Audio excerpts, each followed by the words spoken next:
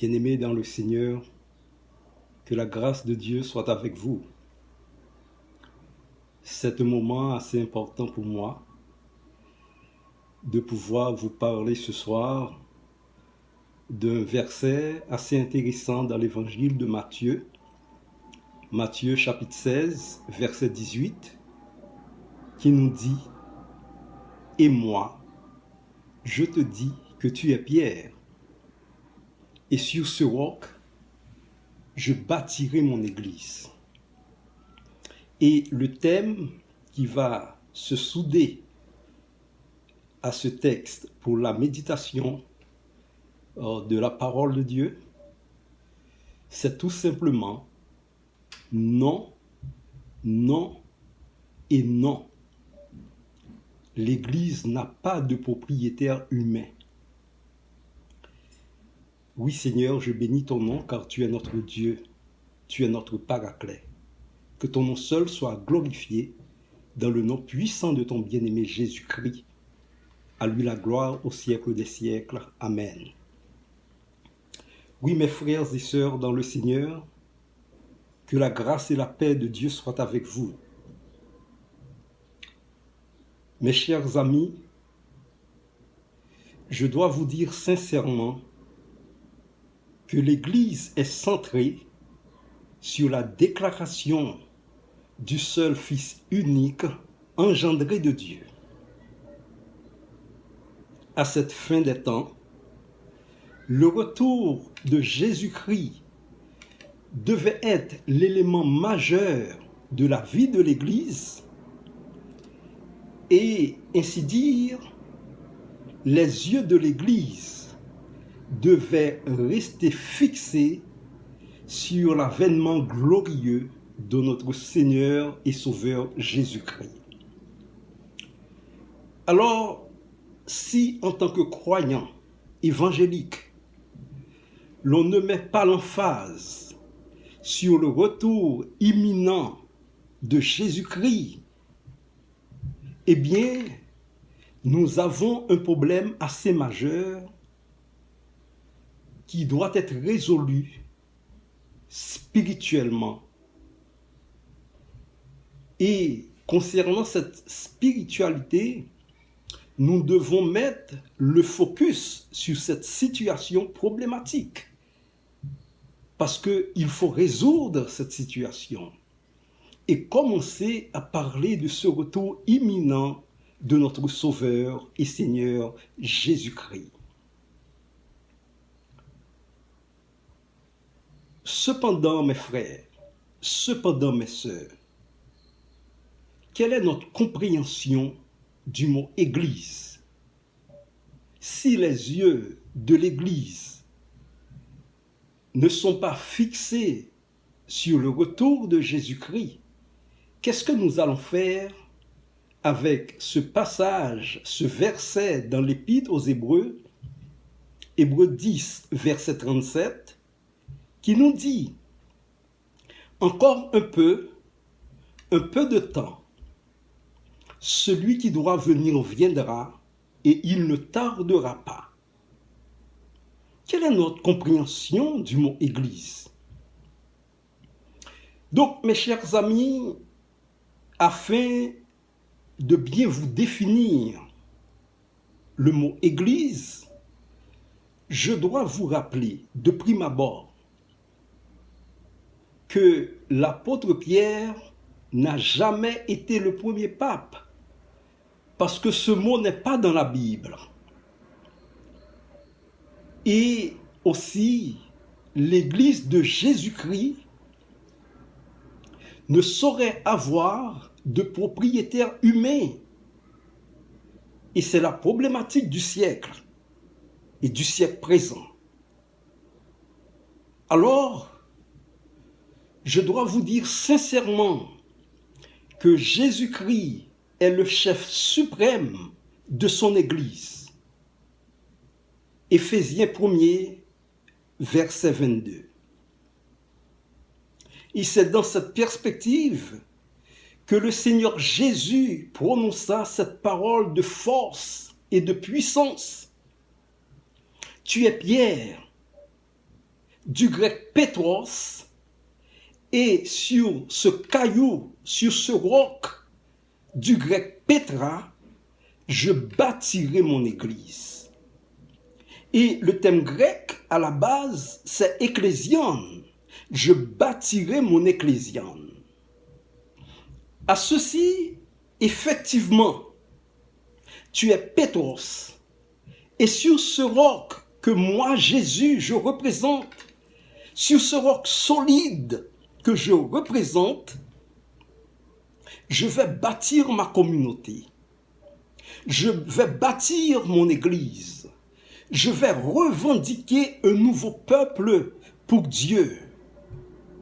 Or, vous allez voir que le Fils du Dieu vivant, le Jésus-Christ de Nazareth, a mis l'accent vraiment sur un futur simple, qu'il parle exactement avec l'infinitif de ce verbe bâtir. Jésus dit, je bâtirai mon église.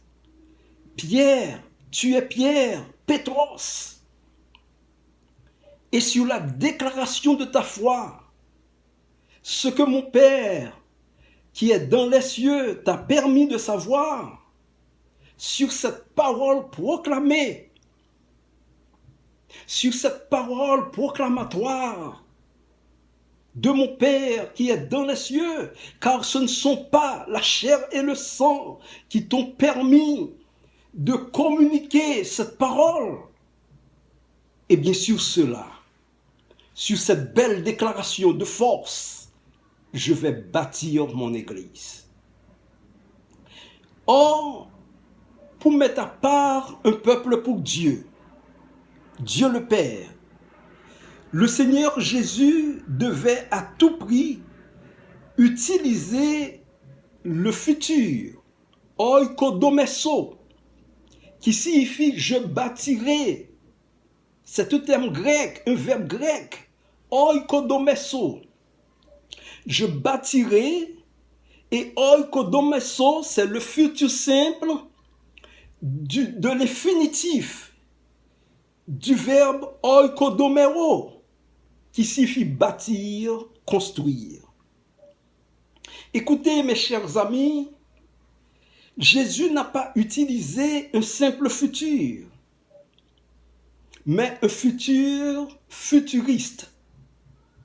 Un temps qui s'exprime dans le présent, mais qui s'allonge vers l'avenir.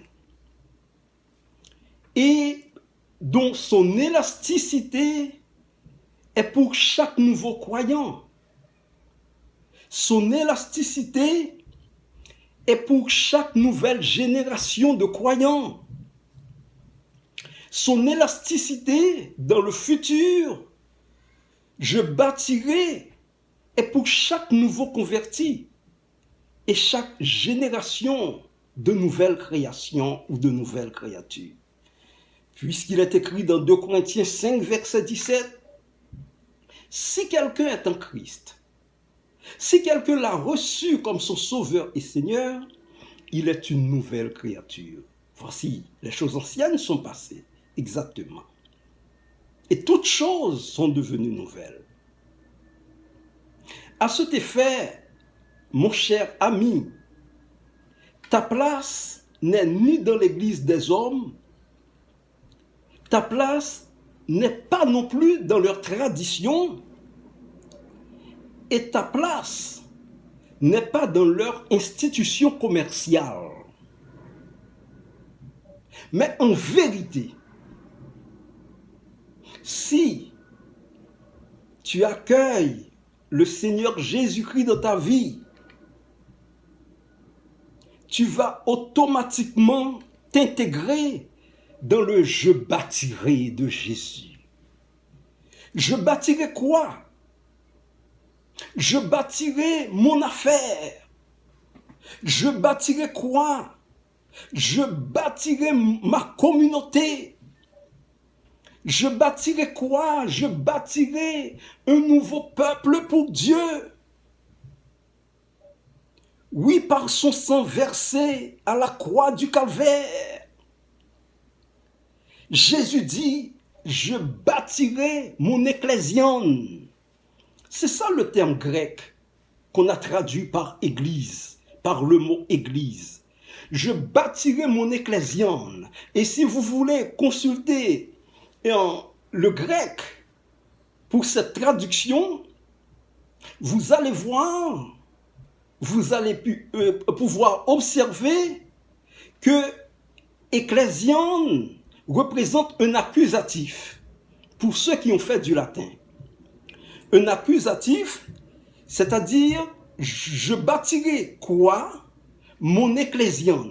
Ecclésian vient, c'est un accusatif du grec ecclésia au nominatif qui signifie rassemblement. Voilà d'où est sorti le mot église.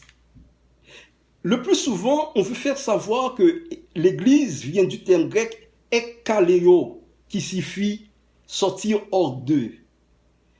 Mais il faut aller plus loin et devancer nos pensées pour voir que le mot grec qui est à la base de la traduction église, c'est ecclésia. Mais comme c'est un accusatif singulier, Jésus dit, je bâtirai mon ecclésian.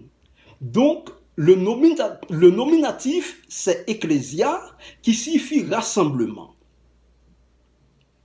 Je bâtirai mon affaire. Et vous allez voir qu'un rassemblement d'avocats est une ecclésia. Un rassemblement de professeurs, mes chers amis, c'est une ecclésia. Un rassemblement de docteurs, de médecins, c'est une ecclésia.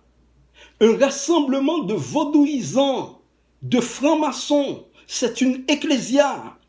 Cependant, la grande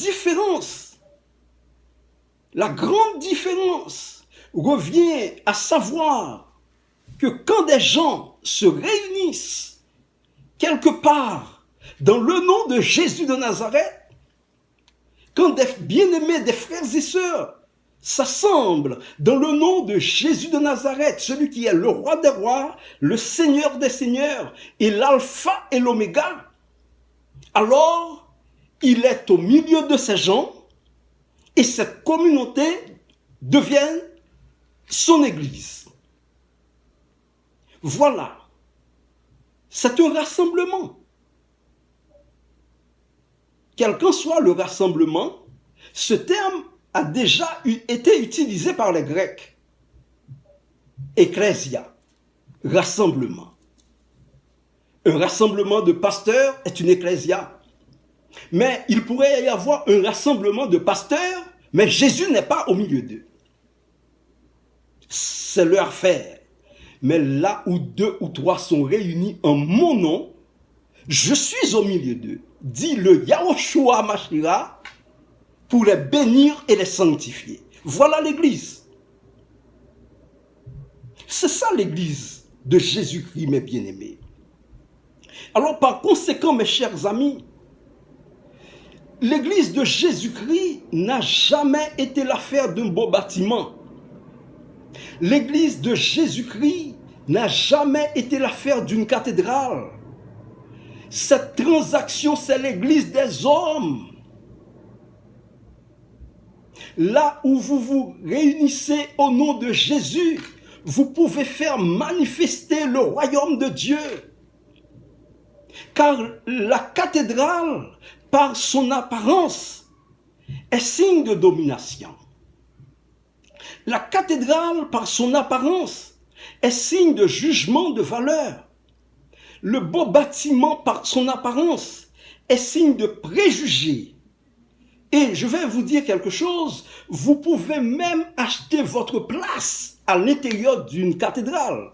Mais jamais, au grand jamais, vous n'aurez jamais, au grand jamais, l'opportunité d'acheter votre place dans le royaume de Dieu.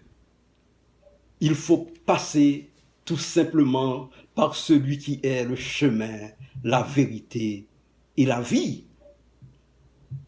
Et c'est Jésus de Nazareth qui est le seul chemin, qui est le vrai chemin, qui est la vie et qui donne la vie en abondance. Contrairement à la tendance actuelle, c'est vous l'Église de Jésus-Christ. Ce n'est pas le bâtiment, ce n'est pas la cathédrale. Et votre corps est le temple du Saint-Esprit. Oui, mes chers amis, ne vous laissez plus impressionner par les beaux chapeaux. Ne vous laissez plus impressionner par les belles cravates. Ne vous laissez plus impressionner par les costumes extravagants et même par les talons qui quittent. L'Église de Jésus-Christ, mes frères et sœurs, est plus que cela. Elle est en vérité, oui, en vérité, l'Église de Jésus-Christ est une communauté d'amour. L'Église de Jésus-Christ est une communauté de paix. L'Église de Jésus-Christ est une communauté de joie. Dans l'Église Jésus-Christ, il n'y a pas de petit frère, pas de gros frère, pas de gros pasteur, pas de petit pasteur, pas de gros diacre, pas de petit diacre. Le pasteur a un appel, celui qui est sur les bancs a un appel. Et il a l'onction pour faire le travail du Seigneur à l'intérieur de l'Église. Si on considère l'Église comme le bâtiment, c'est-à-dire l'endroit de se réunir. Mais s'il n'y a pas de bâtiment, ou s'il n'y a plus de bâtiment, on va adorer le Seigneur sur un parc. On va adorer le Seigneur à travers les rues. On va adorer le Seigneur sous un arbre. Car là où 2 ou 3 sont assemblés dans le nom de Jésus de Nazareth, il est au milieu d'eux pour les bénir et les sanctifier. C'est ça l'Église. L'Église, c'est la communauté de Dieu. L'Église, c'est l'Église de Jésus-Christ. Or, tous ceux et celles, mes frères et sœurs, qui veulent emprisonner l'Église de Jésus-Christ à l'intérieur des 4 murs, ils ne comprennent pas encore le rôle de l'Église sur la terre. L'Église n'a pas d'espace pro. Car quand tu quittes ta maison, tu ne vas pas à l'Église. Sans quoi l'Église serait vraiment un bâtiment. Mais tu vas adorer en communauté avec des gens qui partagent la même foi que vous. Et vous adorez Dieu en esprit et en vérité. Car Dieu est esprit. Et il faut que ceux qui l'adorent en esprit et en vérité. Car ce n'est ni à Jérusalem, ni sur cette montagne que nous allons adorer le Seigneur, ni dans une cathédrale, ni dans un bâtiment décoré, extraordinairement parlant. Mais l'heure est venue où on peut adorer le Seigneur dans sa propre maison. On peut adorer le Seigneur dans les rues. On peut adorer le Seigneur sous un arbre. Et c'est ça la vraie Église. Il n'y a pas de taxe. Oui, mais bien-aimés dans le Seigneur, Dieu nous appelle à bâtir sa communauté, à continuer à bâtir le peuple de Dieu lui-même, par le nom puissant de Yahushua HaMashiach, le Jésus-Christ qui s'est crucifié, le Jésus-Christ qui s'est donné librement à la croix. Quand on demande à quelqu'un d'aller visiter notre église, la personne devient triste. Pourquoi? À l'intérieur de l'église,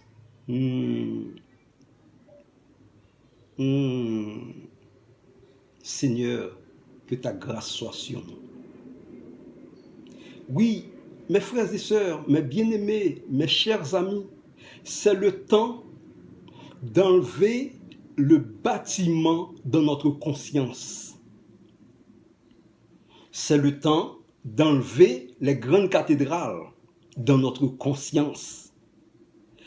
Comme si ces choses élémentaires, ces choses passagères pourraient définir l'Église de Jésus-Christ. Ce soir, je prends autorité dans le nom puissant de Jésus de Nazareth. Je dis que c'est faux. Ce n'est pas ça l'Église. Nous sommes dans le temps du grand philosophe Heidegger, quoique décédé. Mais il parle encore. Avec lui, c'est le paraître. Il y a trop de petits dans l'église. Il y a trop ceci, cela dans l'église. Il y a trop de gros français dans l'église. Il y a des gens pas même comprendre français et puis m'obliger de dire amen. Qu'est-ce que vous pensez de ça? Ça me pensait de ça. Ça l'autre pensait de ça. C'est pas ça l'église. L'église est une communauté d'amour. C'est Jésus-Christ et Jésus-Christ seul qui est mort pour pouvoir bâtir son église. Et sur la déclaration de Pierre, poussée par le Dieu Père, Jésus dit, je bâtirai mon église. Je bâtirai une nouvelle communauté. Oui, mes chers amis, l'apôtre Pierre n'était pas ni plus ni moins que les autres apôtres. L'apôtre Pierre n'a pas été, il n'est pas et il ne sera jamais le chef de l'Église. Jésus-Christ de Nazareth est le chef suprême de l'Église. Et aujourd'hui, je peux vous dire sincèrement que l'Église n'a pas de propriétaire humain. Parce qu'il y a de très grands bâtiments, mais Jésus ne peut pas le pénétrer. Il faut faire attention. Nous sommes l'Église de Jésus-Christ. Voilà pourquoi que nous devrions changer de vie, changer de comportement, changer de mindset, changer de vision du monde pour attirer les autres vers notre communauté. Pour attirer les autres qui meurent sans Dieu, sans espérance, vers la communauté d'amour de Jésus-Christ. Ainsi, à tout croyant né de nouveau, par le sang de la croix, les clés du royaume des cieux vous sont aussi données. Vous avez ce pouvoir si vous êtes né de nouveau. C'est à vous de les saisir, de saisir les clés du royaume des cieux et d'aller ouvrir les yeux des aveugles, d'aller délivrer les captifs. Et quand vous commencez à faire cela, vous allez ressentir vraiment que vous êtes l'Église de Jésus-Christ. Et si nous donnons la main pour continuer à bâtir le royaume de Dieu, nous allons découvrir que nous tous qui confessons que Jésus-Christ est Seigneur à la gloire du Père, nous sommes son Église, nous sommes son ouvrage et il va venir nous chercher. Que le Seigneur vous bénisse. Que le Seigneur vous accorde un temps de paix et que le Seigneur lui-même, dans l'autorité du nom de Jésus de Nazareth, vous permet d'entrer dans son repos, dans le repos de Dieu. Car il est écrit, il y a donc un repos de sabbat réservé au peuple de Dieu. Que le Seigneur vous aide à veiller sur vos âmes, car vous êtes une lumière pour le Seigneur. Ne perdez plus votre temps. Qu'il vous bénisse abondamment. C'était votre serviteur, votre frère, Éric Cotin, à la gloire du Dieu Tout-Puissant le Dieu très haut, par Jésus-Christ, le Yahushua HaMashiach. Amen, Amen et Amen.